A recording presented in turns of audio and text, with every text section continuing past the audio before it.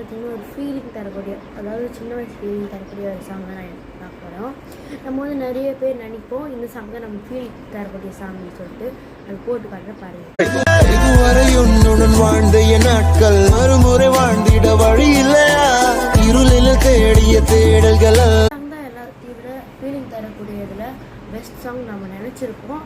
ஆனால் இந்த சாங்கை விட ரொம்பவே அட்ராக்டிவான இன்னொரு பெஸ்ட் சாங் இருக்குது. அதை நான் காட்டுற பாருங்க. அது ஒரு அழகிய நிலா காலம், கனவினில் தினம் தினம் உலா போகும். அது ஒரு அழகிய நிலா காலம்.